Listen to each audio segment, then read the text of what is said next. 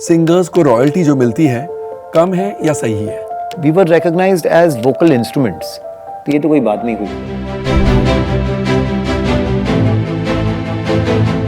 वो शान फटाफट आके गा के चले जाता है, ज्यादा पैसे भी नहीं मांगता है। रियलिटी शोज के सिंगर्स होते हैं तो वो जो गाना ऑलरेडी हो चुका है, करेक्ट, उन्हीं की आवाज में, उन्हीं के स्टाइल में, उन्हीं के अंदाज में बहुत अच्छा गा देते हैं। लेकिन जब उनको अपना गाना आता है तो वहां जाके कई बार वो फंस जाते हैं। कई बच्चों को, अरे ये सारेगामापा अंकल है, कौन, अरे टीवी पे आता है, हाँ। नाउ तो एक एक लाइन रिकॉर्ड हो जाती है, you don't even know who is going to be your female singer. आजकल एवरीथिंग बहुत सारी चीटिंग है। How not to breathe into the mic? Lata ji, उनकी सांस की आवाज नहीं आती थी, बिल्कुल नहीं। And that was her genius. She had some, you know, पता कुछ कॉमा कुछ करती थी, सम ट्रिक। जैसे Asha ji has used her breath beautifully, जहाँ एक सेंशुअसनेस, तो वो सांस लेके आओ ना गले लग। आई स्टार्टेड एट 2000 एंड 2010 तक लग रहा था कि यार कहाँ है कोई। फिर देख रहा है कहाँ है सब, मैं कहाँ आ गया। Non playback singers are bigger singers than playback singers. Male range और फीमेल रेंज में ना वो फर्क आता है। तब तक लड़के और लड़कियां एक ही रेंज में गाते, फीमेल रेंज में गाते। अच्छा, जो लो नोट्स वो दे कम इन दैट एडोलेसेंस प्यूबर्टी का जो वक्त होता है ना। अब सचिन की मिमिक्री कर सकते हैं, बच्चन साहब की नहीं। अभी आपने सुपर हिट गाने भी गाए हैं, लेकिन that doesn't do anything for you. particular गाने के लिए प्रिपरेशन बहुत होता है या? रविंद्र जैन जी है ना, तो थोड़ा सा अगर वक्त लगता है तो बोलते बेटा रियाज करके आते तो इतना यहाँ आके रियाज मत करो माइक के सामने। He used to say that. नहीं, पहले बोले गाना बैठा लो वरना गाना बैठ जाएगा। आजकल तो हर फिल्म में रीमिक्स गाने आ रहे हैं, is it getting too much? आंख मारे लड़की आंख मारे को फिर से आप लेकर आओगे तो कितनी आंख मारेगी वो। वो जमाना बेटर था या ये स्टाइल बेटर है?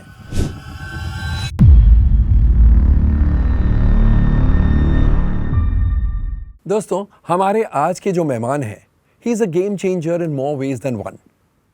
सिंगर प्लेबैक सिंगिंग की दुनिया से अलग अलग क्षेत्र में कोशिश करते हैं, लेकिन हमारे आज के मेहमान, he started out in the world of indie pop and jingles. वहाँ पर अपनी धाक जमाकर then he entered playback singing arena and वहाँ पर भी he became a singer of repute. जब टीवी टैलेंट हंट शोज शुरू हुए, he was among the very first who started anchoring such a show and then went on to become its judge. Let's welcome the maverick singer Shan. Shan, welcome to Game Changers with Komal Nahata. Thank you so much, Kamal ji. You've of course seen my journey over the years. Yes, and, I have. I'm just honored to be labeled as a game changer. I didn't think of that. आप game changer है. In fact मेरा पहला सवाल यही है कि आपने शुरुआत की with jingles and indie pop. जी, क्या आपने सपना नहीं देखा था कि मैं प्लेबैक सिंगर बनूंगा? क्योंकि अगर प्लेबैक सिंगिंग की दुनिया में आना होता है तो लोग कोशिश करते हैं, कोई फिल्म गाना मिल ही जाता है उन्हें। आपका कोई सपना ही नहीं था ऐसा? नहीं, सपना तो था कि मैं गाना गाऊं। वो भी सपना थोड़ा सा टूटा फूटा क्योंकि असल में मेरे घर में मेरे पिताजी खुद कंपोजर मानस थे मुखर्जी साहब जी, और बहुत बेहतरीन सिंगर थे, और मेरे दादाजी भी गाना गाते थे। और मेरे परिवार में सच कहूँ तो मैं सबसे वीकेस्ट लिंक था इन दैट सेंस। मम्मी भी गाती थी, सिस्टर बहुत अच्छा गाती थी सागरिका, और तो मैं खेल कूद में ही ज़्यादा इंटरेस्ट था। और मुझे लगता था कि होता ना वो कि डैड भी करते, दादाजी भी वही करते थे, मैं भी वही करूं। यू नो, एक अंदर का एक रेबल जाग जाता है, विद्रोही, कि मैं कुछ अलग करूंगा, मैं जर्नलिस्ट बनूंगा, मैं एडवर्टाइजिंग में जाऊंगा। तो मन उन चीज़ों में रुचि थी। लेकिन I think singing came naturally to me, काफ़ी बिना इतना मैंने ट्रेन नहीं किया। लेकिन अच्छा, फॉर्मल ट्रेनिंग ली नहीं? शुरुआत में तो कोई फॉर्मल ट्रेनिंग नहीं लिया था। मुझे लगता था कि विरासत में मिला होगा क्योंकि और उस माहौल में बड़े हुए बिल्कुल, तो बिल्कुल एक कंडीशनिंग होती है एक्चुअली। क्योंकि लोगों को कई बार ऐसा लगता है कि जेनेटिक है, but I think more than that it's conditioning. कि जैसे एक्टर के बेटे को एक्टिंग आनी चाहिए, बट आप बचपन से देख रहे हो कि डैड एक्टिंग कर रहे हैं, वैसे बचपन से आप देख रहे हो कि डैडी घर में माहौल है, म्यूज़िक है, वो हारमोनियम पे उनका रियाज चल रहा है या फिर गाने बना रहे हैं, और आप साथ साथ सुर लगाते रहते हो। तो I think it is more conditioning that it happened. और जो भी घर में आते हैं सब गाना गा रहे हैं। तो मुझे लगता था कि दुनिया में हर किसी को गाना तो आता है, अपॉर्चुनिटी का which is actually also very true. बहुत अच्छे अच्छे सिंगर्स हैं, अगर अपॉर्चुनिटी मिल जाती तो शायद वो बड़े नामचीन सिंगर्स होते। We were lucky, I was lucky कि यू नो मुंबई का ही था, पिताजी माताजी दोनों म्यूज़िक में थे और अपॉर्चुनिटी आती रही। मैं उसे झुटलाता गया कि नहीं मुझे सिंगर नहीं बनना है, लेकिन फाइनली आई गिव इन। तो उस लिहाज से आपको स्ट्रगल करना ही नहीं पड़ा? नहीं नहीं नहीं, एक्चुअली अगर आप मतलब struggle is always a big chapter in many singers. एक तो किसी और शहर से यहाँ आना, मेन स्ट्रगल तो मुंबई में आप रहोगे कहाँ, खाओगे कैसे, खाओगे सस्टेन कैसे करोगे, सस्टेन कैसे करोगे, तो वो तो स्ट्रगल नहीं थी। जो भी है भाड़े का घर था, लेकिन सर छुपाने के लिए जगह तो थी। और मेरी मम्मी कोरस में गाती थी और पिताजी के भी काफ़ी मतलब जो क्या कॉलीग्स थे इंडस्ट्री में थे, तो उनको भी पता चला कि ये दोनों बच्चे गाते हैं, तो जिंगल्स उस तरह से ही हमें मिलने शुरू हो गए। बचपन से ही जिंगल्स करते थे और one thing led to another. और फिर बीच में जब वो आवाज़ चेंज होती है ना, एग्जैक्टली तो हाँ, तो वो एडोलेसेंस से, हाँ वो गैप था। लेकिन फिर किसी ने पूछा कि अब तक तो ठीक हो गया, चलो आ जाओ फिर से। तो वो 12 से 14-15 तक you know the voice was वो कुछ अजीब सा एक टोन हो जाता है। बट सिंगर की आवाज़ भी ऐसे हाँ कि वो सिंगर की आवाज़ भी इतनी बुरी लगती है। मेल सिंगर्स के लिए ये बहुत ज़रूरी है। कई मेल सिंगर्स ऐसे होते हैं जो वो 10, 11, 12, जैसे आप अभी जैसे माइकल जैक्सन की इतनी बातें हो रही हैं, so he kept singing through that, which is why even when he developed his voice it was still thin. He created a जैसे बोलते हैं ना वो ग्रंज सिंगिंग उसमें लाया उन्होंने, but that spoken voice was on a female range. I love you. Yeah. So कई singers जैसे यंग सिंगर्स जो जागरण में गाते हैं, तो उनकी आवाज़ को वो चेंज होने में जो you have to give it rest ना, वो नहीं देते हैं। उस वजह से आवाज़ की जो वो बेस है ना, लोज नहीं आती आवाज़ में, वो पतली रह जाती है। ओह, हाँ, तो आपने ये रेस्ट दिया? हाँ, I mean, luckily because I was in a music educated family, तो वो था कि नहीं, you have to take a break, ताकि फिर वो मेल रेंज और फीमेल रेंज में ना वो फ़र्क आता है। तब तक लड़के और लड़कियाँ एक ही रेंज में गाते, फीमेल रेंज में गाते। अच्छा, the low notes वो they come in that adolescence puberty का जो वक्त होता है ना, अच्छा। Adam's apple, हाँ, या उसमें आता है, वरना फिर आपके लोस चले जाता है। हाँ, फिर आप सचिन की मिमिक्री कर सकते हैं, बच्चन साहब की नहीं। To put it, बहुत सही नाम लिया आपने दोनों। with no offense. No offense meant, of course. But आप जैसे कह रहे हैं कि मैंने ऐसे फॉर्मल ट्रेनिंग उस समय नहीं ली थी। आज कोई सोच सकता है, अगर फैमिली बैकग्राउंड ना हो जैसे आपका है, कोई सोच सकता है कि बॉर्न सिंगर हूँ, मुझे ट्रेनिंग की जरूरत नहीं, and I will make a place for my self in the film industry. ऐसा पॉसिबल है? नहीं, फॉर्मल ट्रेनिंग एक चीज़ होती है, फिर इनफॉर्मल ट्रेनिंग भी एक चीज़ होती है।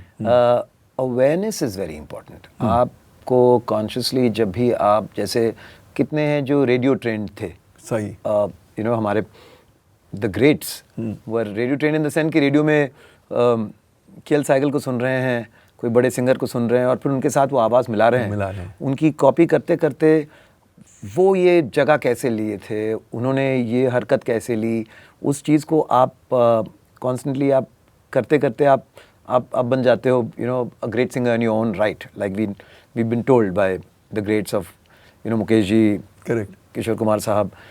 सो that is how they train themselves, and then later आप खुद को और इम्प्रूव करने की वो एक ड्राइव होती है। So you find informal ways of training your self. You figure out कि मुझे वॉइस को और मुझे रेंज अगर बढ़ानी है, लेकिन वॉइस की ब्राइटनेस, मतलब voice should not thin out, तो वो क्या करूँ, वो आपको कोई गुरु आपको नहीं समझा सकता है। आप खुद ही सीखने लगते हैं, अंडरस्टैंड करने लगते हैं। तो उसमें जैसे आप हारमोनियम पे सा रे गा मा पा धा नी सा, तो सा आपको रेंज बढ़ाना है, तो आपने सा रे गा मा पा धा नी सा, तो ऑटोमेटिकली बढ़ गया सा रे गा मा पा धा नी सा। तो ये मतलब वो फॉर्मल स्टाइल में उसमें आपने और राग सीख लिए, उसको अलग अलग आपने मतलब सा बदलना ये एक ट्रिक है, लेकिन जब रे शुद्ध से आप कोमल कर लिए, कोमल नाहर जी के शो में आए हैं। तो वो सारी टेक्निकल चीज़ें हैं, लेकिन जब आपको मेन है सुर और ताल। You should be able to, जब आपको कोई गाना दिया जाता है तो उसी सुर में आपको गाना है, तो उसकी ट्रेनिंग के लिए बेसिक भी आप करें। मेरे हिसाब से, सॉरी मैं थोड़ा सा ऑफ नहीं, ये जा रहा बिल्कुल हूँ, इंटरेस्टिंग है। शुरू में आप फिर भी इनफॉर्मल ट्रेनिंग के साथ you can start career if your ears are tuned. बस आपने सुना, नोट आपने सुना और उस नोट को आपने कानों से आपने उस नोट को सुना और आपने जुबान से उस नोट को आपने गा दिया, हूबहू उसी नोट पे आपने गाया। और जैसे जैसे वो चेंज हो रहा है आप भी वैसे वैसे, वो होता है ना, कुछ लोग होते हैं पेंटिंग करते हैं बहुत अच्छा, वो देख लेते हैं, देखकर एग्जैक्ट वो चीज़ पेंट कर लेते हैं, हाँ। ना। This does not mean that they have been trained in painting, they are very good at copying something. So शुरू में you can be a very good, like I was a very good copy artist, copy singer. Oh, अच्छा। तो कोई किसी ने सुनाया, मैंने सुना और मैंने पट से गा दिया उसी से। Wow. उस वजह से that time this was a very important, आपका ग्रास्पिंग कितना फास्ट है was a very, it came to play because studios were expensive और लोगों का वक्त था, इतने सारे लोग वेट कर रहे हैं, वहाँ सिंगर आया। हमारे टाइम पे ऐसा भी हो गया था कि रिहर्सल्स नहीं होते थे।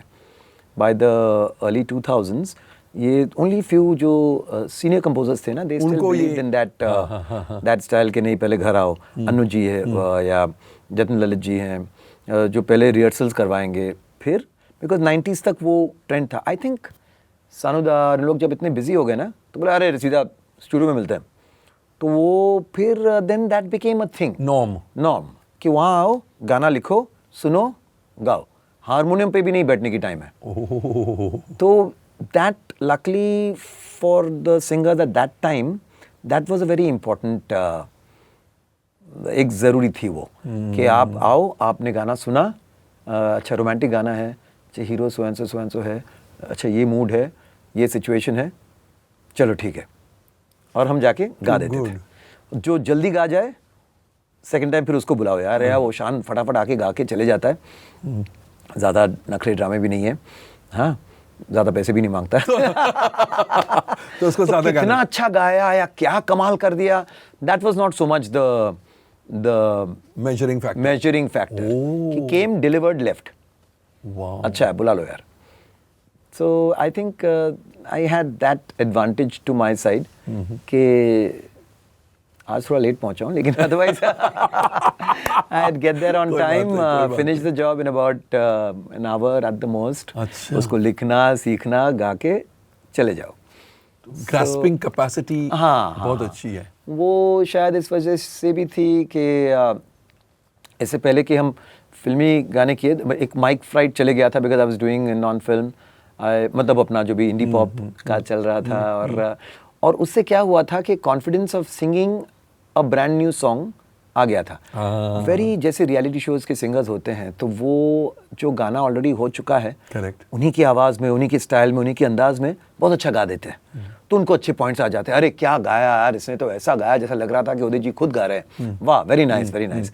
तो लेकिन जब उनको अपना गाना आता है तो फिर वो जिसके भी फ़ैन है, या सोनू निगम के फ़ैन है, या उदित नारायण के फ़ैन, वो घुस जाता है, वो आ जाता है उनके अंदर। फिर बोलते भाई अगर उन्हीं को चाहिए था तो उन्हीं को बुला लेते ना यार, तो ऐसा क्यों गा रहा है, सिंग अपने ओरिजिनल स्टाइल में गा, अपने ओरिजिनल स्टाइल में गा।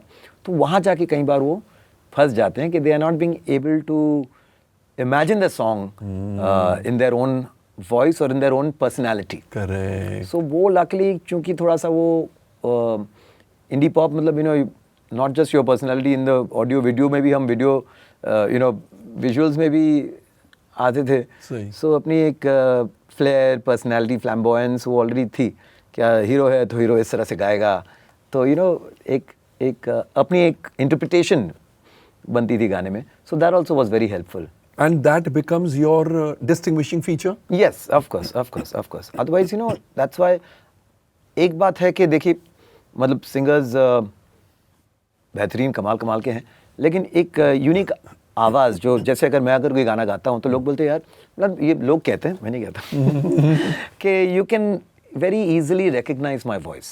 And what are those features which make people recognize your voice? आपके हिसाब एक से? तो because I didn't even start even with my very first film song I didn't मैंने मतलब वो एक था ना एक स्कूल, आप कौन से स्कूल से गाते हो आप, एक वक्त था 80s में जब वो बोलते थे कि आप रवि साहब की तरह गाओ या फिर आप किशोर कुमार की तरह गाओ। फिर 90s में आते आते भी वो उनकी ऑरा इतनी थी, वोकल ऑरा इतनी हैवी थी कि that went on all the way till our time also. So singers ना दो ग्रुप्स में छटे हुए रहते थे। हाँ, रवि साहब या किशोर दा। तो उसमें मैं जब आया तो एक पॉप, तभी तक ये पॉप या इंडी पॉप इसका कोई प्रेसिडेंट नहीं था, एटलीस्ट लड़कों में तो नहीं था। लड़कियों में फिर भी अलीशा, नाजिया हसन एक बन गया था कि चलो थोड़ी सी एक एक अलग स्टाइल में सिंगिंग होती है उनकी। नॉट द वहाँ भी एक स्कूल चल रहा है, आशा जी लता जी का स्कूल तो था ही।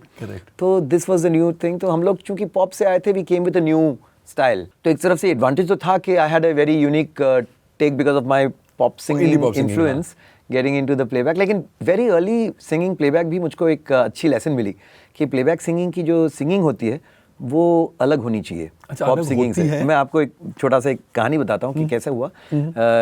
वेरी बिग फिल्म राजू चाचा के लिए मुझे एक फिल्म का एक गाना मिला था, जतिन ललित। जी। सो आनंद बख्शी साहब ने लिखा था। I remember he came for the auditions, बोले एक लाइन मुझे गाकर सुनाओ। तो वो दीवाना हूँ मैं दीवाना नहीं, तो बोले समझे ये क्या है? तो बोले हाँ एक दीवाना हूँ मैं, यानी मैं तेरा दीवाना हूँ लेकिन मैं दीवाना या पागल या क्रेजी नहीं हूँ। उस तरह हाँ चलो समझ के गाओगे तो फिर मज़ा आएगा। Then he left. But anyway then at the time of the recording मुझे लगा था कि ये गाना एक पॉप नुमा स्टाइल है इसका। तो मैं जब शुरू किया था, तूने मुझे पहचाना नहीं जाना मैं कोई, इस तरह के गा रहा था। तो बोले रुक के बोले क्या कर रहे हो तुम किसने कहा? ललित जी, वो महबूब स्टूडियो में था यार महबूब। तो ये देखो तुम अपने लिए नहीं गा रहे हो ये गाना, दिस इज तुम वीडियो में आप नहीं रोगे, तुम नहीं रोगे इसमें। वीडियो में अजय देवगन है, अजय देवगन कोई पॉप सिंगर नहीं है कि इस तरह से गाएगा। सीधे सीधे नोट्स को गाओ महसूस करके। तो तूने मुझे पहचाना नहीं, ऐसे तूने मुझे, ये क्या हो रहा है? तो I got an early lesson. So then I realise कि आप तो यूज्ड टू थे वो पॉप गानों का। हाँ, और मुझे लगा कि शायद इस वजह से मुझे उन्होंने बुलाया होगा। बट सो आफ्टर दैट तो हाँ, तो रियलाइज कि जब भी आप प्लेबैक कर रहे हो, keep the situation, the actor, the even the energy of the actor. Regular her actor की अपनी एक एनर्जी होती है, कोई ज़्यादा चुलबुले होते हैं तो उसके लिए वॉइस में वो होनी चाहिए। किसी में ठहराव ज़्यादा है तो यू शुड हैव दैट। तो उस तरह से फिर they are separate styles of singing. सही। That's so true, so true. You know आपने कहा कि ललित जी ने कहा कि ये आप पर पिक्चराइज नहीं होने वाला है। इंडी पॉप में वीडियोस आपके बनते हैं जी, प्लेबैक सिंगिंग में आपकी आवाज़ सुनाई देती है एंड किसे अच्छा नहीं लगता है पहचाना जाना। तो दैट वाज डैम्पनर कि यार ये मेरे ऊपर पिक्चराइज नहीं होने वाला अभी, because you were used to appearing in videos also. जी। हाँ नहीं, ऑफ कोर्स जब आप जैसे आज भी अगर कोई मुझे कहीं मिल जाते हैं तो कहते हैं आपका वो तन्हा दिल गाना, because they believe that because video में भी आप ही हो। करेक्ट। सो नहीं, लेकिन काम मिल रहा है, डैम्पनर क्या है। And film songs are of course much bigger in terms of mass appeal. So अगर वो फिल्म के गाने नहीं मिलते तो फिर इस चेहरे के साथ या मैं क्या ही करता वो 4 वीडियोस के साथ। So no, not a dampener, but of course luckily for me, जैसे आप पहले ही कहते गेम चेंजर, तो I already had that little advantage of लोग शान के साथ, नाम के साथ चेहरा एक कनेक्ट बन चुका था। मोर even so because of the anchoring coming on television every week. Exactly. So शान तब तक बहुत बड़े सिंगर्स थे जिनके फेसेस लोग नहीं जानते थे। वो कभी एयरपोर्ट में मिले तो हम बातें कर रहे हैं, कोई आके मेरा फोटो चाह रहा है, ना, आई फील वेरी एम्बैरेस्ड कि इतने सीनियर हैं, इनको कोई पहचान नहीं पा रहे। So thank God for reality show that way. और मुझे पहचानते भी उस तरह से, अरे सारेगामापा का एंकर है, सारेगामापा पे आता ना ये। हाँ, कभी नाम नहीं आता है जुबान पर। वही बोलते हैं कि कई बच्चों को, अरे ये सारेगामापा अंकल है, तो कौन, अरे टीवी पे आता, हाँ। तो ऐसा था, मैं बोलता यार मैं गाना भी गाता हूँ। You're a very good actor, आपने 2-3 My wife doesn't think so. पकड़ा जाता हूँ। दो तीन जो आपके जवाबों में मुझे सवाल निकले। एक आपने कहा कि रेडियो लर्निंग थी। हाँ, You know, हाँ, आजकल गाने सिर्फ सुनते नहीं हैं, गाने देखते हैं। जी, उससे जी, पॉपुलैरिटी जज करती है हाँ, पब्लिक कि अगर देखने में अच्छा लगा तो शायद म्यूजिकली थोड़ा कम हो तो भी because it is well picturise it becomes popular. पहले के जमाने में गाना ग्रो करता था ऑडियो अपील पर, उसके बाद विजुअल्स आते थे। Today every song comes out with the visual. तो कहीं ना कहीं सिंगर के पॉपुलैरिटी में फर्क पड़ा है। हाँ, नहीं, आई थिंक आज के लास्ट आप देखेंगे 5-6-10 साल में it is moved beyond even the videos. अभी जो एक स्ट्रीमिंग की एक नई रेवेन्यू आई है कि लोग आप जहाँ भी देखो यंगस्टर्स को Yes, हेडफोन डाल yes. के ये लेके वो गाने सुन रहे हैं। So the consumption has definitely increased. ये जो कन्वीनियंस हो गया ना कि फ़ोन पे आपका कोई भी आपके पास कोई स्ट्रीमिंग ऐप है, करेक्ट, और आप उस पे प्लेलिस्ट लगाकर या आप उस पे अपने गानों का अपना प्लेलिस्ट बनाकर आप सुनते जाओ, कंज्यूम करते जाओ। सो many such artists who are not probably visually very appealing or good looking or I mean normal people है, regular guys है, लेकिन उनके गानों में कुछ ऑडियो कनेक्शन बना है। कोई जैसे इंडी आर्टिस्ट हैं आजकल, एक मिनिमलिस्टिक, बस वो गिटार लेके कुछ एक सुर छेड़ के कुछ गा रहे हैं, और जो जेनजी है उनको बहुत पसंद आ रहे हैं उनके गाने, and they are streaming in millions billions some of them. So वो वीडियो वाले sometimes more than film songs. Yes. If you look at almost every year for the last, since COVID, I think since 2020, the top song is a non-film song. Oh, Very often a Punjabi or a Bhojpuri song. सही So बात है। things have changed. Yes, things have changed, and of course, ये जो visual वाला था, this made a lot of sense till some time ago, because YouTube was your main Platform. हाँ, platform थी। सब YouTube में गाने देखते थे ज़्यादा और सुनते थे कम। उसके बाद ऐसा आया कि YouTube में गाना चलाकर सुनते थे कि वो विजुअल्स तो ठीक है, लेकिन हम लोग बस वो, क्योंकि और कोई मीडियम नहीं था। लेकिन अब जब स्ट्रीमिंग आया है, एक तो क्वालिटी इज़ बेटर और लोग सुन रहे हैं, गानों को सुन रहे हैं, तो वो एक हम जैसे जो मतलब मतलब हम लोग सीडी वाले जो सिंगर्स हैं ना, सीडी कैसेट वाले हैं, तो हमारे पास एक अच्छा बहाना था, अरे वो ऐसे अश्लील वीडियोस बनाते हैं इसलिए उनके गाने चलते हैं। अब वो भी बहाना चले गया, क्योंकि ऐसे ही ऑडियो लोग सुन रहे हैं, उनके गाने ज़्यादा सुन रहे हैं, हमारे कम। बट हैविंग सेड दैट, क्या पसंद कर रहे हैं ये भी एक क्वेश्चनेबल चीज़ है कि हमें कई बार मैं भी पूछता हूँ यंगस्टर्स से कि ये गाना है, इसमें आपको क्या अच्छा लगा? हाँ। क्योंकि टोनैलिटी उसकी जो वोकल है, वो वॉइस तो बहुत ही मतलब अजीब सी है, सुर भी कुछ इतना सब ट्वीकिंग करने के बाद भी तो एक होता है कि you are in tune, but एक होता है कि you sound tuneful. They don't sound tuneful, you can tell that they have been heavily auto tuned, तब जाके वहाँ हो रहा है। या फिर जो नहीं करते ऑटो ट्यून, जो इंडी वाले ऐसे ही गा रहे, तो उनके तो फिर वो साउंड भी हाँ, वो कहीं और ही है। लिरिकली भी जब मैं देखता हूँ तो इसमें कोई फ्लो नहीं है। बात 2 लाइन कुछ और कह रहा है, फिर 4 लाइन कुछ और कह रहा है। शुरू में लगता है कि लड़की उसको छोड़ के चले गई है, बीच में लगता है कि लड़की दुनिया को छोड़ के चली गई है, फिर बीच में लगता है कि लड़की है उसके साथ लेकिन वो किसी और को पसंद कर रहा है। लास्ट में पता चलता है कि यार लड़की थी ही नहीं। तो बट गाना सुपर डुपर हिट है, ख्यालों में चल रहा है सारा सब कुछ। तो उनसे पूछता हूँ तो एक शब्द कॉमन निकलता है कि वाइब है। Song has a vibe, song has a feel, I just love it.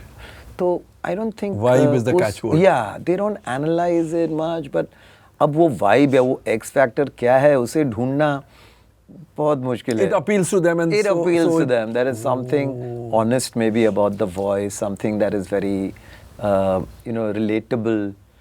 तो डिफिकल्ट, मतलब आप स्ट्रेट जैकेट नहीं कर सकते हैं। हाँ, हर गाने का कुछ अलग नहीं कर सकते। एक कॉमन है कि they are very raw. The whole thing is just maybe a guitar, just a voice, raw, or yes, थोड़ा सा बीट है, and so I feel it's more the एक दो लाइन अगर उसमें कुछ फ्रेशनेस आ जाए ना लिरिकली, तो फिर वो पकड़ पूरा लेता, गाना वो रह जाता, हाँ, फिर वो गाना अपना निकल जाए। तो आपने ये भी कहा कि पहले के ज़माने में जैसे रिकॉर्डिंग हम करते थे, आजकल तो वो सिस्टम ही नहीं रहा। नाउ तो एक एक लाइन रिकॉर्ड हो जाती है, you don't even know who is going to be your female singer, you don't know anything, you know, lines आती हैं। तो वो ज़माना बेटर था या ये स्टाइल बेटर है?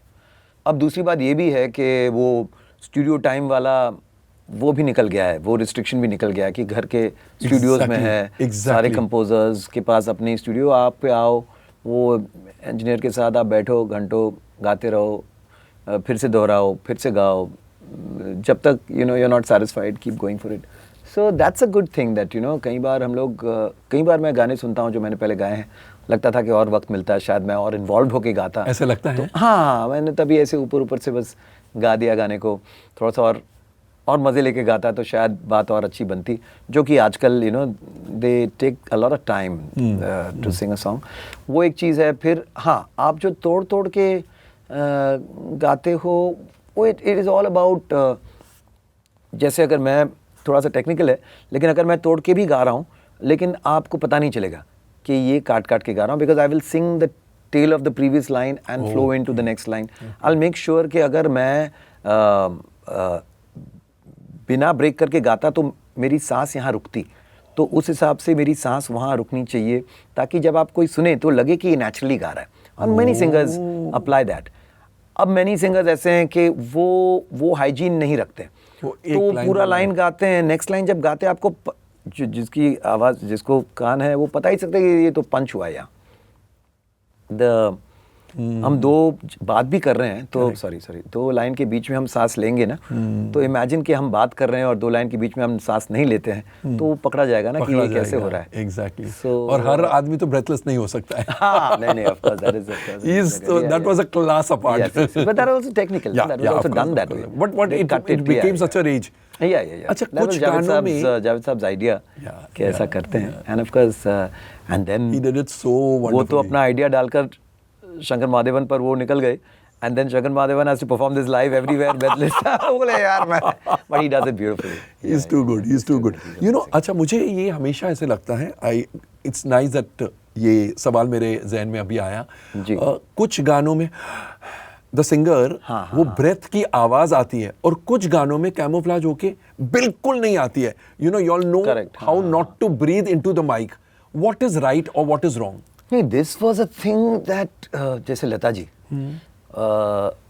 उनकी सांस की आवाज नहीं आती थी, बिल्कुल नहीं, and that was her genius, कि वो कैसे वो सांस लेती थी, you know, you Gulp it, and उस टाइम पे आप सोचिए जब आप गाना गा रहे हो ना, तो you can't even make any strange visuals, because वो लोग फिर वो हंस देंगे, म्यूजिशियन सब वहाँ साथ में हैं, तो इमेजिन लग जा गले के फिर, वो भी मैंने अभी गल्प किया सांस, हंसी रात हो, सांस आ गई। तो anyway, so she had some, you know, पता कुछ कॉमा कुछ करती थी, सम ट्रिक, जैसे Asha ji has used her breath beautifully, जहाँ एक सेंशुअसनेस, तो वो सांस लेके आओ ना गले लग, तो एवरीवन हैज़, यू नो, दे उस टाइम पे आप कहाँ सांस लेना चाहिए, कहाँ सांस तोड़ना चाहिए, दीज थिंग्स वर ऑल, सारे सिंगर्स ने अपनी मतलब दिमाग लगा के मेहनत करके उसको, और आज से you can clean it up, you can clean up the breaths. कई कंपोजर्स या कई इंजीनियर्स वो कहते कि नहीं, सांस को रखना चाहिए। हाँ, there are some songs which come with the breath and heavy breathing, ताकि वो लगे कि उसकी भी एक एक्सप्रेशन है। और कुछ हैं जो, you know, they want to keep their hygiene, तो वो बीच के सब वो, अभी तो आपको ग्राफ में दिखाई देगा जो आप गाना गा रहे हो, जैसे अभी मैं बात कर रहा हूँ, तो इस वॉल्यूम का जो ग्राफ होगा ना, विजुअल जो लाइन होगी, वो काफ़ी थिक होगी ऐसी, और बीच में अगर ये जो, that will have smaller graphs, so you can actually just go in their and just keep chopping out those smaller bits, because you know वो या तो ये है या फिर सांस है या कुछ है, वो आप निकाल दे सकते। तो आप सुनोगे तो लगे यार एकदम क्लीन है, सांस की आवाज़ नहीं आ रही है। So what I am trying to say in short, कि आजकल एवरीथिंग, बहुत सारी चीटिंग है, लेकिन उस ज़माने में वो कुछ थे जिनकी सांस की आवाज़ बिल्कुल आती नहीं थी, और तभी तो डायनामिक माइक्स थे, वो माइक्स जो है दे वर सो सेंसिटिव कि They used to catch everything. Yes yes yes but जैसा आपने कहा कि आजकल तो बहुत चीटिंग है। अब जो अवार्ड्स देते हैं, बेस्ट सिंगर का अवार्ड, कभी कभी जो अवार्ड देने वाला है उसे शायद इतनी समझ ना हो कि कितनी चीटिंग हुई है, तो ऐसे गलत अवार्ड्स भी चले जाते हैं। There could be a better singer, see it's subjective, but otherwise अगर बहुत फेयर तरीके से आप ऑब्जेक्टिव तरीके से देखें तो कभी ऐसा लगता है आपको कि ये अवार्ड इस साल इसको जाना चाहिए था, इसको नहीं जाना चाहिए था? नहीं, आप तो जो फिनिश प्रोडक्ट है उसी को आप सुनकर उस पर आप अपना जजमेंट देते हैं। और फिनिश प्रोडक्ट पे अगर किसी ने बहुत अच्छा गाया लेकिन पोस्ट में कम मेहनत हुई है और तो वो रह सकता है। फाइनल प्रोडक्ट वैसा नहीं बना तो बेचारा वो उसकी क्या गलती है। और किसी ने इतना एवरेज किया लेकिन उसको इतना चकाचक बना के दिए और साथ साथ फिल्म अच्छी चल गई और गाना सुपर हिट हो गया और बहुत प्रचलित गाना बन गया, लोगों को पसंद आ गया, तो all those factors come into play. तो and these are populist awards, so you can not be too technical about it. लेकिन हाँ, आजकल तो बहुत कुछ होता है। आप किसी स्केल में गाने को गाए हो, आपका एटलीस्ट मतलब मैं सब अंदर की बातें बता रहा हूँ, नहीं बिल्कुल खुद ही अपने पैर पे गुलाड़ी मार रहा हूँ। लेकिन हम आजकल इट्स हर कोई कहता है, जैसे ऑटो ट्यून हम लोग कहते हैं, वो auto tune left the room, ये वो, हर एक की आवाज़ में अभी ऑटो ट्यून डालते हैं। हर एक की आवाज़ में। It is a part of vocal hygiene जिसे कहते हैं ना। ऑटो ट्यून डाल दो, मेलोडाइन कर दो, किसी पे फटाफट हो जाता है, किसी पे वक्त लगता है। हर एक आवाज़ की EQing जिसे होते हैं ना कि किसी की हाइज बढ़ानी है, लोज बढ़ाना है, आवाज़ का EQ करना होता है, प्रोसेसिंग होता है, वो सारी आवाज़ों में होती है। And it's very easy, they are all software driven. तो छोटे छोटे स्टूडियोज़ में भी ये चीज़ें मौजूद हैं। तो बट ऑफ कोर्स एडवांटेज जो पहले की आवाज़ों में थी ना, वो रिकॉर्ड होती थी फिल्म पर। फिल्म पे द वॉइस की जो वार्मथ और डेप्थ जो आपको उसमें मिलती है ना, you can understand digital is all enhanced, correct, but तो नेचुरल जो चीज़ आती है, रियल चीज़, वो टेप में इतना द हेडरूम उसकी इतनी होती थी ना कि आपकी पूरी entire frequency used to come through. तो and also vocal was given that much space on that tape. 35 mm के अगर टेप है तो उसमें एट द मोस्ट 4 डिविजन हो सकते थे मैक्सिमम, और 1 is given completely for the voice. तो कभी कभार आप लगे कि strings and all are sounding little sharp and the voice is still sounding so rounded because they are all being compressed into that one. इतने सारे एक माइक पे सबका आ रहा है और एक माइक पे सिंगर का आ रहा है। So that was an advantage at that point also. Also the rest of the music बहुत low रहता था और सिंगर गाते थे, उनके साथ सॉन्ग वायलिन बजता था पीछे, तो उनको भी एक कॉन्सेंट एक सुर मिलता था वहाँ से। तो but yet that skill was very very very, वो अलग लेवल का स्किल था। और आज चूंकि म्यूजिक में भी हम, सॉरी मैं पूरे ही तो इंटरव्यू में टेक्निकल हो गया। नहीं बट बहुत मजा आ रहा है, बहुत मजा आ रहा है। सॉरी, पता नहीं जो रेगुलर लोग हैं कितना इसको समझ पाएंगे या क्या होगा। इतने अच्छे तरीके से समझा रहे हैं कि even non technical people will understand. मैं टेक्निकल बंदा नहीं हूँ but I am finding it very interesting. नहीं, ये चीज़ें जो एडवांटेजेस तब थी कि जब तभी क्या था, अकूस्टिक म्यूजिक बनता था। तो अकूस्टिक म्यूजिक यानी कि एक फ्रीक्वेंसी जिसे कहते हैं 440, which is also now come under के इज 440 द परफेक्ट पिच, और इट शुड बी, कोई बोल रहा है अभी 453, जो भी हो। तो एक परफेक्ट पिच माना जाता था। वो फ्रीक्वेंसी जब वो उस पर आता है तो उसका वो सुर, वो करेक्ट सुर लग रहा है। तो लेकिन जब आप अकूस्टिक इंस्ट्रूमेंट्स बजाते हैं तो वो हमेशा परफेक्ट सुर नहीं होता। अच्छा। क्योंकि वो बास का इंस्ट्रूमेंट है या स्किन का इंस्ट्रूमेंट है, तबले की ट्यूनिंग, वो सब कानों से हम ट्यूनिंग कर रहे हैं। तो कुल मिलाकर एक थोड़ा फ्लैट थोड़ा शार्प का एक माहौल बन जाता था, एक बेड जिसे कहते हैं ना। तो करेक्ट पिच क्या होता है? ये भी आपने बहुत कमाल का सवाल। तो उस ज़माने में जब था तो कैसे, तो टेक्निकली कहते 440 इज़ अ फ्रीक्वेंसी जहाँ हर नोट का वो करेक्ट वो पिच आ जाता है उसमें। हाँ 440। You have to tune your instrument. किसी भी एक नोट को अगर आप 440 में ट्यून करो तो ऑटोमेटिकली रिलेटिवली सारे आपका वो अभी वो 440 पे C, that I am not too sure, I think E is the note. If you get that on 440 then वो relatively everything is in key, in perfect pitch. तो अब आज के तारीख में चूंकि सब कुछ इलेक्ट्रॉनिक होता है तो मतलब जो म्यूज़िक बजता है ना, तो ऑटोमेटिकली जब आप गाते हो अगर आपकी पिचिंग थोड़ी भी यहाँ वहाँ हो जाए ना तो वो कान में आ जाती है, because everything else Is is on attuned to that. 440. सो वो जो आपको जो बोलते हैं ना बेड है कि अब जिस बिस्तर पे आज सिंगर हम लेटे हैं ना, वो बहुत सा मतलब है। उस ज़माने में थोड़ा सा और उसमें रूम इसलिए था क्योंकि अकूस्टिक इंस्ट्रूमेंट्स थी। अकूस्टिक इंस्ट्रूमेंट्स की अपनी भी एक नेचुरल जो ह्यूमन पिचिंग होती है ना, इंस्ट्रूमेंट्स की जो जैसे तबला है तो उस पर इट्स अ स्किन, या फिर बैम्बू है जिस पर फ्लूट, तो you couldn't get that exact electronically corrected perfect pitch. तो ऑटोमेटिकली एक 440 अगर आप कह रहे हैं तो आप समझ लीजिए 436 से लेके 444 का एक एक्सटेंशन मिलता है। तो उसमें अगर आप थोड़ी सी भी अगर आपकी पिचिंग इधर उधर भी होती है ना, it gets covered, specially male vocal, क्योंकि रेजोनेंस है, थोड़ी सी चौड़ी आवाज़ है, तो यू नो अगर ये 440 है तो अगर यहाँ भी बैठ जाए तो स्टिल बी इन ट्यून, यहाँ भी बैठ जाए। हाँ, फीमेल वॉइस जो बहुत पतली फ्रीक्वेंसी होती है, so there it's a little more disadvantage है थोड़ी सी फीमेल वॉइसेस, अगर वो थोड़े भी सुर से बाहर जाते हैं ना, because it's such a sharp tonality, you can tell the difference in the सुर।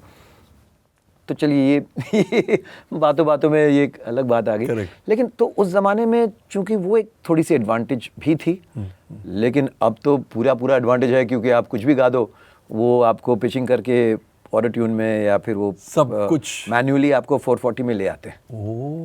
जी। सो इन अ वे सिंगर का जॉब अब इजी हो गया है। बहुत ज़्यादा है। मैं भी इसलिए इतने सारे सिंगर्स भी आ गए। मैं भी सिंगर बन सकता हूँ। ऑलमोस्ट हाँ, मतलब आप में वो थोड़ी सी, you can't be completely atonal naturally. हाँ, मतलब कहीं आप अगर आसपास आ रहे हो तो आपको फिर पटरी पर ला सकते हैं। लेकिन हाँ, बहुत मतलब दिल्ली बहुत दूर है तो फिर मुश्किल है। फिर मुश्किल है। मजाक कर रहा हूँ। अच्छा, मुझे ये बताइए, इतने सालों से आप गा रहे हैं, लेकिन किसी एक हीरो की आवाज़ शान है, वैसा नहीं हुआ? नहीं, एक्चुअली जब तक मैं आया था एज अ प्लेबैक सिंगर, ये चीज़ कहीं ना कहीं एक फिल्म में एक हीरो है, 6 गाने हैं, तो 6 अलग अलग प्लेबैक सिंगर्स होनी चाहिए। Correct. ताकि वैरायटी मिले। Correct. जब सीडी निकले तो अरे ये भी गाया, ऐसे ये भी गाया, वो भी गाया, that was the kind of marketing ploy. But वो सही है या गलत है? गलत सही तो कुछ होता नहीं है, अच्छा है या बुरा है? सोचिए, पूरी चीज तो प्लेबैक हो रही है, सामने पर्दे पे कोई है और कोई और गा रहा है, वो पहले ही गलत है। हम लोग जब भी बाहर जाते थे तो बोलते थे, really you guys have you know they lip sync and they don't really sing it themselves. तो वो हमेशा उन लोग थोड़े से, ये सिर्फ this happens only in India. तो वहाँ जैसे अगर कोई एक्टर है तो अगर वो म्यूजिकल सब्जेक्ट है तो they would get a actress और an actor who can actually sing to some extent, and then of course they would you know correct it, but उनके साथ वर्कशॉप्स करते थे ताकि वो उस लेवल तक गाए। लेकिन यहाँ तो इट्स वेरी इजी कि वो लिप सिंक होता है। तो उसके बाद हाँ, एक ज़माना था जैसे किशोर दा अगर बच्चन साहब के लिए गा रहे हैं तो उनकी आवाज़ अलग, अगर वो संजीव कुमार साहब के लिए गा रहे हैं थोड़ा सा उसमें एक नेज़ल वो टच देते थे, अगर वो जैसे राजेश खन्ना जी के लिए गा रहे हैं तो उसमें एक अलग ठहराव थी आवाज़ में, ऋषि कपूर के लिए गा रहे हैं तो एक फ्लैम्बॉयंस, एक वाइब्रेंसी। लेकिन ये नहीं कि लगता है क्योंकि और गा रहा है, मिमिक्री नहीं करेंगे। सही बात है। जैसे हमारे सुदेश भोसले जी है, वो तो हूबहू आवाज़ बना देंगे। Correct. जैसे हीरो है तो उतना तो नहीं, लेकिन he could create that energy. तो वहाँ से हमने भी सीखा कि इस तरह से हम कर सकते हैं। तो जब अगर मैं जैसे अगर सैफ अली खान के लिए गा रहा हूँ, जिसके साथ थोड़ी बहुत जो अगर मेरी कनेक्शन बनी है, आजकल ही पढ़ता हूँ उधर ये इंटरनेट के यू नो सैफ्स वॉइस एंड शानन सैफ्स वॉइस, तो but I would consciously, because he had an urban एक स्वैग था उनका, yes. तो उसमें मैं वो एक स्टाइल रखता था, और एक बेस के साथ नेजल उनका एक टोन था, hey, वाह। तो वो मैं जब कुछ तो हुआ है तो अगर वही अगर ये कुछ तो हुआ है, अगर समझ लीजिए अभिषेक बच्चन के लिए जिसकी थोड़ी सी गंभीरी आवाज़ है, कुछ तो हुआ है, ये हो सकता था। या अगर शाहरुख खान कुछ तो हुआ है, कि उसमें थोड़ा सा एक फ्लेयर आए, और फिर अगर कुछ तो हुआ है, ये भी हो सकता है। सलमान खान के लिए तो इट हेल्प्स, दैट मींस अगर आपको पता चले कि ये इस पर पिक्चराइज होने वाला है, मैं तो इमेजिन कर लेता हूँ कि मैं वो हूँ, अगर मुझे पता चले हीरो कौन है। And otherwise also if you know कि स्टोरी अर्बन है, या स्टोरी यू नो जो हीरो है उसकी पर्सनालिटी कैसी है, अगर वो इंट्रोवर्ट है, वो सिंसियर बंदा है, तो सिंगिंग में वो चीज़ आनी चाहिए। अगर अभी जैसे चांद सिफारिश में मुझे बताया गया था कि फ्लैम्बॉयंट कैरेक्टर है, लड़की को इम्प्रेस कर रहा है, तो चांद से अगर वो समझ लीजिए भोला है, वो ना बहुत सिंसियर टाइप, चांद से तो अलग होता। Wow. तो फिर तो वो उसका मज़ा आता है to be able to get into the shoes of the character. तो जो बैकग्राउंड है, हीरो का कैरेक्टर है, क्या माहौल है, everything makes a difference. It helps. Then जाके when you see the song, not just hear the song, and also for the singer ना आपकी फ्रेशनेस रहती है। वरना हमेशा आप जब भी गा रहे हो आप अपने अंदाज से ही गाओगे तो फिर वो चीज़ें जो है ना वो रिपीटेटिव, थोड़ी डेटेड होने लगेगी कि आप ऐसे ही गा रहे हो, सेम स्टाइल है। सेम स्टाइल है। हाँ हाँ। But having said that I have mostly got to sing for, मैंने उस दिन हिसाब लगाया तो कुछ 35-26 जिनको लिस्ट में मुझे मिले फर्स्ट टाइमर्स के लिए मैंने गाने गाए। तो but if I mention how many of them went on to becoming very popular heroes तो फिर अपने ही पैर पे कुल्हाड़ी मारने वाली बात हो जाएगी। नहीं, मगर वैसे many of them didn't quite exactly make but it, that is but, okay. But वैसे भी स्टार्स तो कम ही है ना। हाँ, उस हिसाब से Many people come, but only few really I make started it. only with Dino Morea, yes. Arjun Rampal's first voice, Ritesh Deshmukh, बहुत लंबी लिस्ट है, हरमन पवेजा, बहुत सारों का पहला गाना, जायद Khan. Probably because you've got a young voice. Yeah, and I think you know, पता नहीं sometimes availability थी। आप बहुत ज़्यादा modest है। आजा। Yeah, and I'd like to think that I bring in a little young vibe, yeah, to everything. अभी मैं जब गाता हूँ तो माइक पे मैं 22 का ही हूँ। लगते आप 22 के नहीं, आप 23 के लगते हैं। Sorry. नहीं। You know, इतना म्यूजिकल लैंडस्केप बदलता जाता है जी। ऐसे में अपने आप को रेलेवेंट रखने के लिए या इन सिंक विद टाइम रखने के लिए कुछ स्पेशल करना पड़ता है या नहीं, एक्सेप्ट करना होता है। एक्सेप्ट करना बहुत ज़रूरी है कि एक कई सिंगर्स की हर किसी के लिए ना एक ग्राफ होती है, हर एक पीक होती है, फिर एक प्लेटो होती है, फिर एक ड्रॉप होती है। And we are generally the last people to understand कि यार वो पीक जो था वो ख़त्म हो गया है, अब प्लेटो भी ख़त्म हुआ, अभी ड्रॉप करना शुरू हुआ है। But we have to be honest with ourselves and we have to know कि ये हर किसी के साथ हुआ है। तो अगर मेरे साथ हुआ है, it's nothing personal, it's not something that I should be you know, fretting about. Yeah, fretting about, fuming about, being upset about, because that is going to affect my peace of mind. मेरी अपनी जो growth है या अपनी जो journey है उसको मैं रुकावट डाल रहा हूँ कि मैं मुझको नहीं, वही है, अरे इसके वजह से, अरे उसके वजह से, अरे ये मुझसे जलते थे, अरे वो मुझे पसंद नहीं किए थे इसलिए ऐसा हुआ था, मैं बड़ा नाइव सा था, मुझे पता नहीं चला कि ऐसा हुआ है मेरे साथ, इस कंपनी फला ने ये किया है, वो किया है। वो सब खुद को दिलासा देने वाली बातें होती हैं। लेकिन हाँ, एक बात है कि क्या आप खुद की नज़रों में या खुद की जो पगडंडिया योर असेसमेंट में are you dropping, are you not as good as you were yesterday, that also you have to be honest about, और उस पर आप काम कर सकते हैं। जैसे मैं पहले इतना रियाज़ नहीं करता था, मैं इतना डिसिप्लिन नहीं था, तो अब उम्र के साथ साथ आवाज़ जो है ना वो उसमें जो थरथराहट है वो बढ़ती है, उसकी रेंज जो है वो थोड़ी सी कम हो जाती है। व्हाट इज थरथराहट? मतलब जैसे विब्राटो, जैसे सा जैसे आवाज़ बढ़ती है ना, तो वो आप देखेंगे वो जो जैसे एक उम्र के बाद ना उसमें वो चीज़ बढ़ जाती है। तो देन इसलिए आपने अभी रियाज तो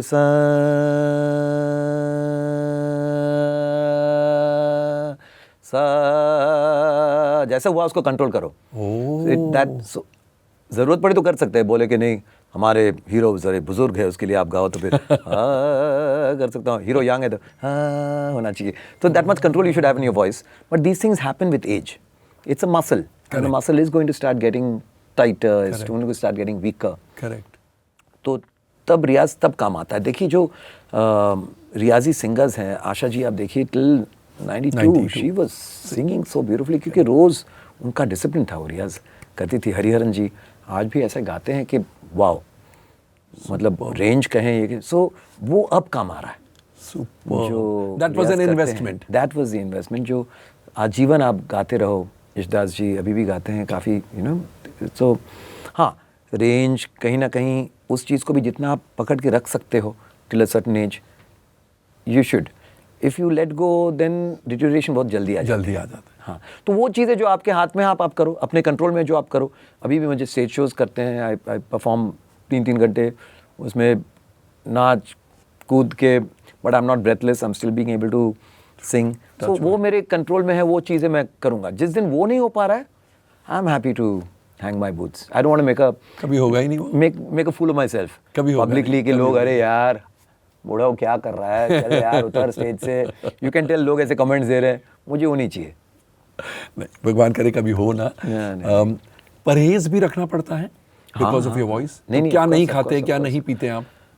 मैं बहुत मतलब प्राउडली कहता था कि अरे क्या मैं कुछ परहेज है वो ये पूरी रात पार्टी करके नेक्स्ट डे गाता हूँ, कुछ फर्क नहीं पड़ता. ये वो एक दौड़ था.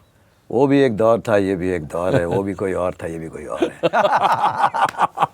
तो अब But किन come चीजों का 40s, mid 40s से you realize that you know recovery is not that easy. तो अब क्या अवॉइड तो I've cut down a lot on my मतलब पहले पार्टीज में जाए तो you know hard drinks and a lot of that. अभी नहीं? आके फिर तो I've definitely controlled that a lot. And अगर next day कोई ज़रूरी काम है तो of course not at all. And ठंडा भी काफ़ी कम कर दिया हूँ अभी. And पहले खट्टा? नहीं, खट्टे से खट्टा हो या जिससे एसिड रिफ्लक्स आपको हो रही है आपकी आवाज़ में, वो सबकी अलग अलग अच्छा. उसके सबकी अलग अलग Okay. सिस्टम होते हैं. Okay. कोई मैंने सुखी जी को देखा है, व्हाट अ फैंटास्टिक सिंगर, कोई परहेज नहीं, कुछ नहीं. सुखविंदर जी. Singing, या Oh, wow. वो तो नींबू पानी पीते हैं आराम से, ओह. खटास लेके गाते हैं. तो जिसकी सिस्टम जैसी है, Each body is different. Each body is different. So that you have to listen to your body. जैसे मैं पहले बहुत चाय पीता था, कॉफ़ी पीता था with milk. Then I realized that is giving me a lot of acid reflux. So I've cut off milk black से. coffee शुरू किया. Black coffee से पता चला कि it's very dehydrating. ओह. तो जबकि गाने से पहले जब भी गला अरे ब्लैक कॉफ़ी, तो मुझे लगता था साइकोलॉजिकल भी होता है, तब ब्लैक कॉफ़ी पी के खूब अच्छा गा रहा हूँ. फिर धीरे धीरे पता चला नहीं यार, ये black coffee is a dehydrating agent. तो अभी वो भी कम कर दिया हूँ. तो ज़िंदगी आपको परहेज करना सिखा देती है. दोस्तों, शान के साथ शानदार और जानदार बातें हो रही है. बहुत सी बातें होना बाकी है, इसलिए will take a break here and will meet you in the next episode. Stay tuned.